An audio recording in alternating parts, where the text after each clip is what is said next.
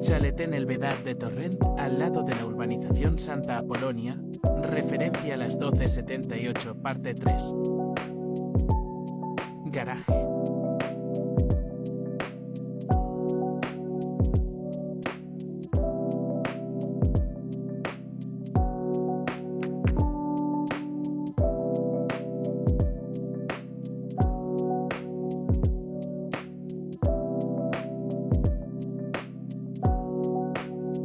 Salón.